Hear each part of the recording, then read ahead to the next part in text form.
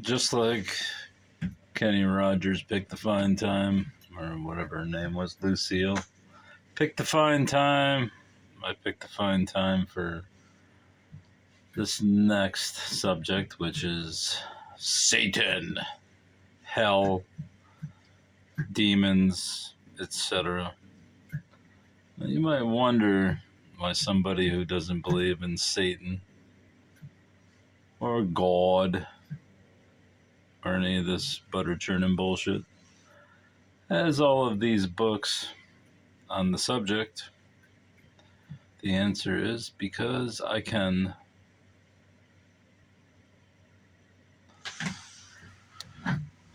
The first book, which I pulled off my downstairs shelf, is The Devil of Today: How He Works in the Home, the Church, and Business, and in every walk of life, which you might think is pro-devil, but it's actually anti-devil, if that makes any sense. I don't know where I got this. I think in the estate sale. There's obviously the book's in shoddy condition, but I like the cover. It's nice.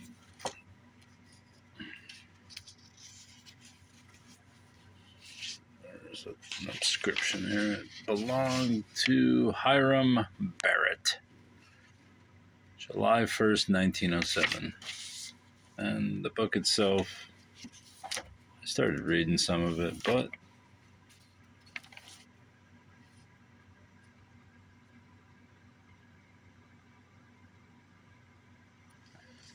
the king of evil sat in his seat of power, and above him were gathered his chief advisers. A foul crew they were, the sight of whom made me for a moment close my eyes in fear.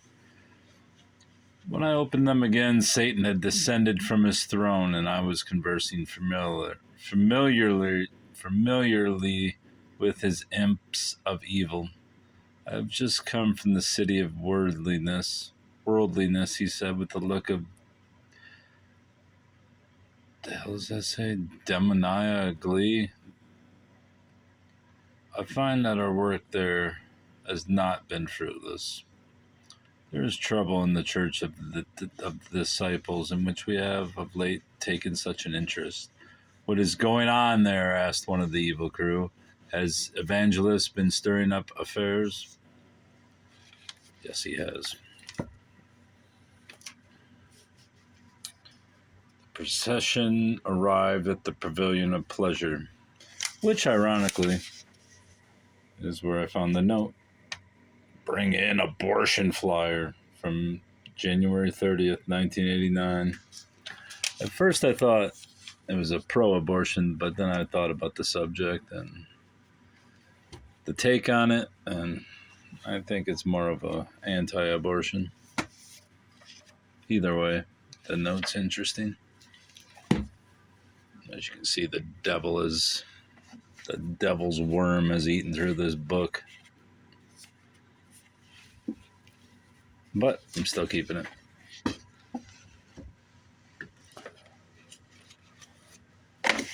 Oh, son of a bitch. Satan's Cellar by Mike Warnke. I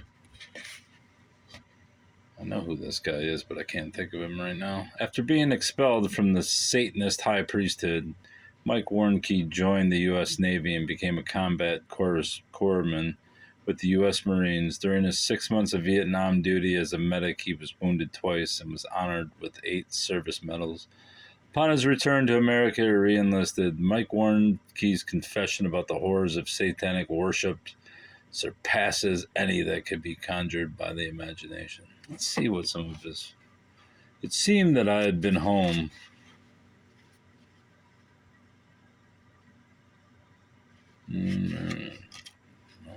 See some of these confessions. There's a long chapter. Son of a bitch. This book's manhandling. I can't do this. On to the next one. You will have to wait. Oh my God, this shelf is packed. I hate when they do it at the Goodwill, so thrift stores. The Devil Rides Outside. This is strong stuff. The most powerful novel of the year by a new writer. From lost and despair to the height of spirituality. Into a monastery, along with his studious intentions, a young musician brings a lusty body with imperious desires. He finds himself among men who have vowed themselves to chastity, poverty, humility, and obedience. He senses spiritual peace of a kind he has never known. The Devil Rides Outside tells how his desire for this peace matures. It records, too, the ferocious, finally successful battle which he wages against the devil who prowls outside the monastery walls, the devil who, with unerring accuracy, exploits his greatest weakness, the concupiscent flesh. Await your next selection. The Last Days of Sodom and Gomorrah, a novel by Richard Wormser. And the men said unto Lot, we will destroy this place, because the cry of them is waxing great before the face of the Lord, and the Lord hath sent us to destroy it. You can't destroy it, bitches. Twin cities of sin. Here's the towering story of Sodom and Gomorrah, two ancient biblical cities ruled and ruined by a corrupt and sadistic queen. It is the story of Lot, commanded by the Lord to take his people toward the valley of the Jordan, and of his meeting with the queen, who determined to lure him into her cobweb of voluptuous and forbidden temptations. This one's obvious, The Inferno by Dante, which we won't look at because it's pointless. Everyone knows who Dante is. Now, this book's a great find. The Black Knight by Mrs. Alfred Sidgwick and Crosby Garston. Obviously, it's a novel. I think it's suspense. 1920, second printing. Maybe it isn't. I think it's suspense. Yeah, that looks pretty boring too. But anyways, the cover's great. Satan's playing chess. Good times. Oh shit, I just ripped this one. Yeah. Wait for your selection. This is not going smoothly. 7 Footprints to Satan by A. Merritt.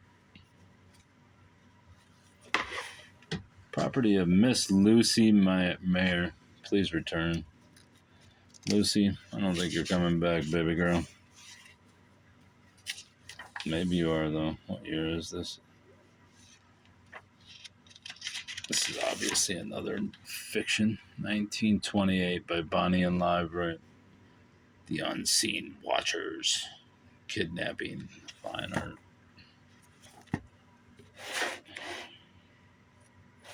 Obviously, it's not satanic. On to the next selection. The History of Hell by Alice K. Turner, which has another fine piece of ephemera inside it.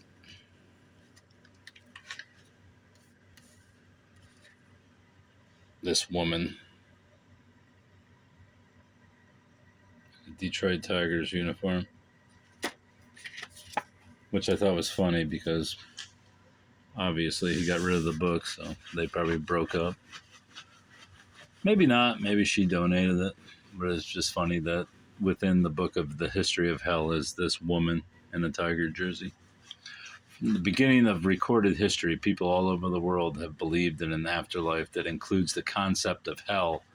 And hell has always seemed to inspire more interest than heaven, especially among painters and poets. When we think of hell, we conjure up memories of medieval paintings, the extraordinary creations of Hieronymus Bosch, the darker visions of Doré, William Blake's inspired images in poetry, and the descriptions of the region handed down to us by Homer, Virgil, Marlowe, Milton, Goethe, Dante, Byron, and many more, until our day when Sigmund Freud may be said to preside over the dark regions.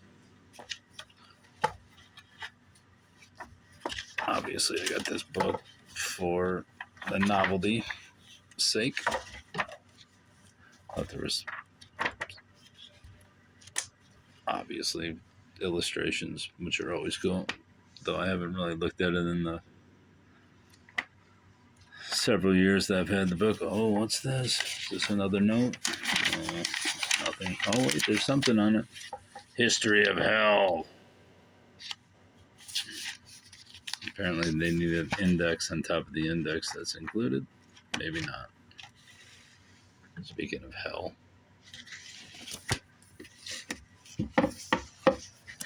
Let's get to Bill Weiss in hell.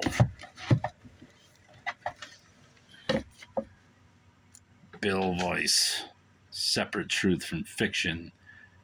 Get your toughest questions answered about hell. Why would a loving God send people to hell? Will you really go there by default? Just how bad will it be? What else do I need to know? In November of 1998, God allowed Bill Weiss to experience the reality of hell. He chronicled his experience in his New York Times bestselling book, 23 Minutes in Hell, describing a place of never-ending trauma, burning fire and unquenchable thirst, a place where you are hopelessly lost and without human intervention forever.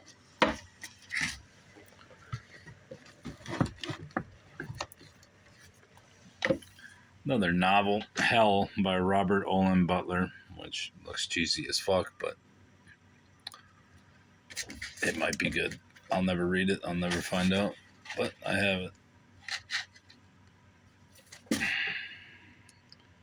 Hatcher McCord is an evening newscaster who has found himself in hell. All right, that's enough. That's all I needed to know. Duffy and the Devil by Harv and Margot Zemock. Duffy and the Devil was a popular play in Cornwall in the 19th century. Performed at the Christmas season, by groups of young people who went from house to house. The Zemocks have interpreted the folktale, which the play dramatized, recognizable as a version of the widespread Rumpelstiltskin story. Its main themes are familiar, but the character and details of this picture book are entirely Cornish. As robust and distinctive as the higgledy-piggledy cliff-hanging villages that dot England's southwestern coast from Penzance to Land's End. No sooner. Cool. This book, I hate already. Ballad of the Antichrist. I mean, it's got like robots. Then it's got Hitler in the back. Everything that's just pop art fucking rubbish. But I've got it anyway, just because. I mean, just how dumb this is. Comic books. Throw it right into a fucking river if I had any sense, but I could probably burn the book if I need heating. The Antichrist, as he launched his final campaign against the Savior, by Vincent Miceli, S.J. I don't believe that is social justice.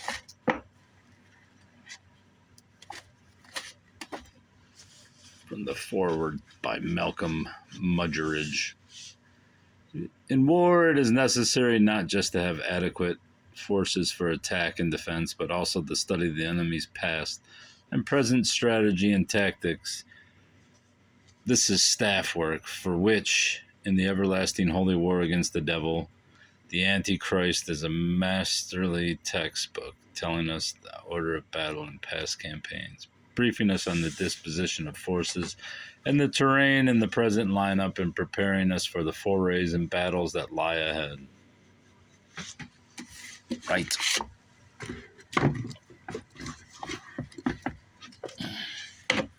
The devil from the beginning. The Antichrist revealed, as I show you half a book.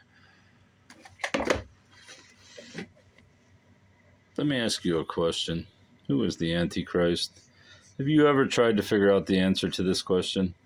If you're like the average person who understands the days we are living in, this question has probably crossed your mind a time or two. I have been asked this very question for a few years now by many different people along life's road. I bet his answer is in there. If you're wondering why I'm not showing you the shelf, it's because I'm plugged in. An anthology of demonology. Got this at a Salvation Army, I think, for like 10 cents. I think it's worth a decent amount of money. Speak of the Devil, an anthology of demonology, edited by Sterling North and C.B. Boutel. What is this? Hornet Development Program. What the fuck is that? These 34 tales of fantasy and horror have one thing in common. They deal with the devil, whether known as Satan, Lucifer, Beelzebub, Asmodeus, or some lesser demon. He appears in a variety of forms, some charming, some terrifying, all delightfully evil. You will meet devils of many nationalities, English, French, blah, blah, blah. You will learn what happens when Satan comes to America. Who really won the war in heaven, and what comes out of the gin bottle? DJINN. I think that's pronounced gin. Here is this book. 1945? That's nice. Obviously, it's in shite condition, but still rather. Oh, we got something here. $10 off. Dick's. Your purchase of $50 or more.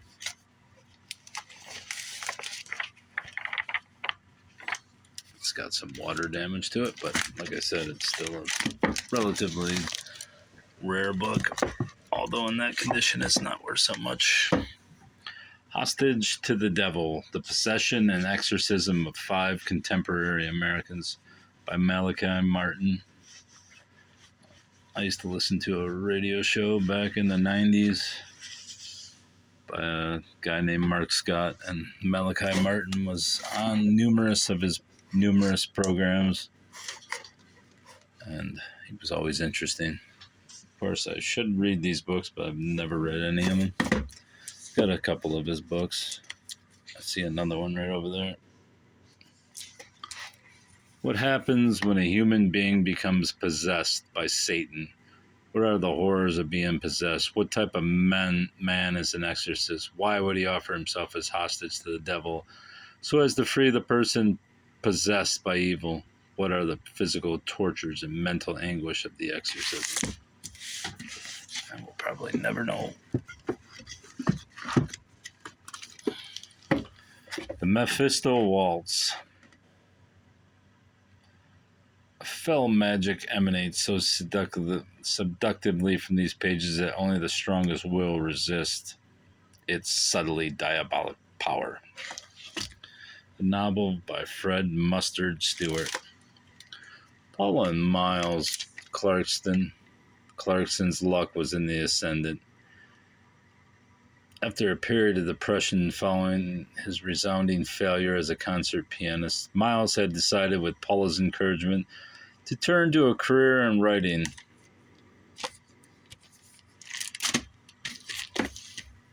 Look at this guy, Fred Mustard.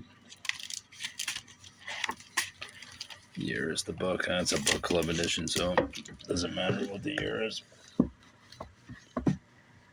Look at the devil. Lucifer's Legacy, The Meaning of Asymmetry. This book is also interesting. I read part of some of it, but not much. Modern scientific theory describes a uniformly perfect creation, a universe in which matter would have been destroyed within an instant of its appearance, and where nothing that we know now now know could ever have happened. Human life itself seems lopsided as the... God damn, that's annoying to read. Dim light. Actually, it's not dim light, but it's white font and shite light. The Devil's Daughter by Lipsky. Look at the tails. Elizar Lipsky, 1969. I could suggest another basis for all this. Half the Comstock, Trumbull said dryly. And perhaps Lady Emily's marriage settlement was not quite the vast. Blah, blah, blah.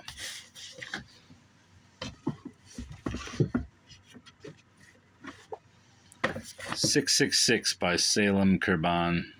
I believe I have a record by this guy, although it's on Fortunes. And he, Antichrist, causeth all, both small and great, rich and poor, to receive a mark in their right hand or in their forehead. And no man might buy or sell, save he that had the mark, or the number of his name. Let him that hath understanding count the number of the beast. Antichrist, his number is 666. Bought at Howard's Christian Stores for $2.95 back in the 60s or 70s, early 70s. Damn, it doesn't even have a forward page. I see. Where the fuck is it? 1972.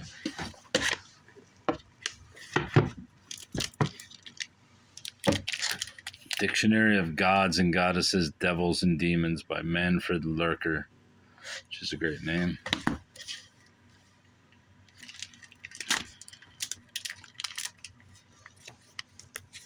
Containing around 1,800 entries, this dictionary covers all important deities and demons from around the world. The gods of ancient mythology appear alongside the gods of contemporary religion, and lesser mythologies and religions are also fully treated. Moloch, there it is. This is the Greek transcription of the Hebrew Moloch.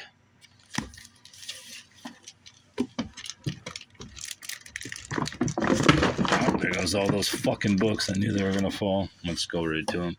The Devil's Church by F. Draco. When she wed the Baron, she married a title, an ancient family mansion, and an ancient family curse. A light and charming thriller. To Ginger, the American wife of the young 9th Baron, blah, blah.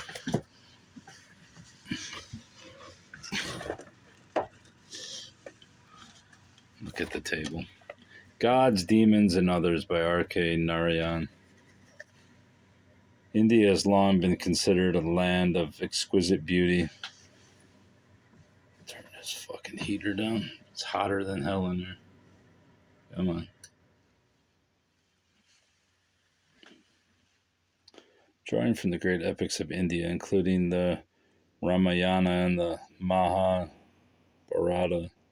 one of India's most renowned writers here retells legends and myths that have been handed down from generation to generation for centuries.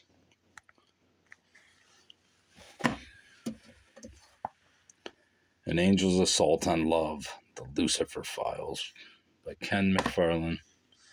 Imagine another galaxy, another time, a time when the entire universe gave unquestioning service to the Supreme Lord. It was a learning time, and one of the most powerful commanders taught rebellion. There was war. Let's see if I can grab some of these.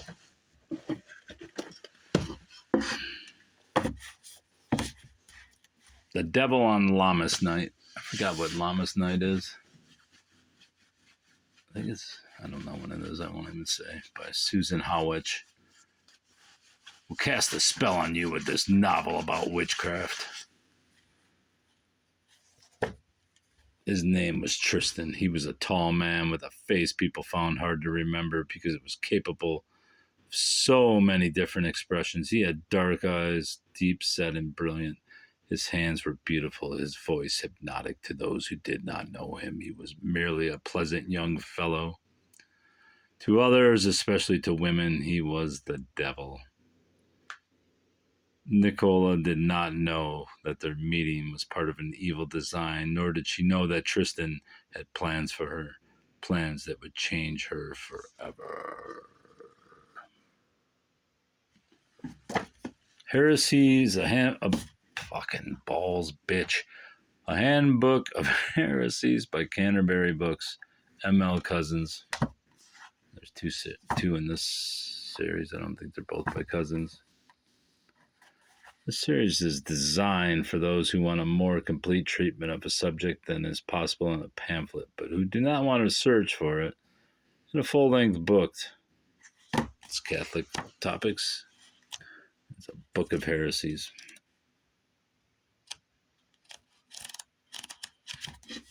I just like the covers.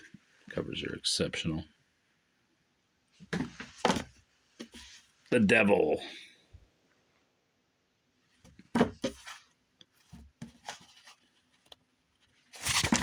Oh, motherfucker.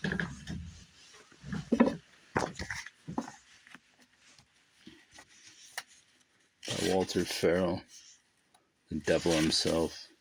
Satan is the father of lies and murder, and a murderer from the beginning. Falsity and violence. These two features are only too tragically typical of the present century. And of these two diabolical manifestations, it is arguable that falsity is the more essentially satanic. We shall here attempt to show why this is so. Temporary man, confronted by the problem of Satan, is divided against him by a twofold reaction, apparently self-contradictory. He is on the one hand fascinated by this mysterious personage, not particularly, and on the other hand almost totally skeptical as to his existence and influence in the course of events. Totally. Dostoevsky, Fyodor, The Devils. Very somber little painting of a classic. The Devils, or The Possessed, is the most controversial of Dostoevsky's masterpieces. A political drama that has been both hailed as a grim prophecy of the Russian Revolution and denounced as the work of a reactionary renegade. The Devils of Loudon. I actually started reading this book. It's interesting, but I mean, I just, for whatever reason, I could not absorb it, which is true of many Aldous Huxley books. You read, and the prose is great, but it just never sinks into your brain. Just because I don't know if he was really saying anything. Urbane Grand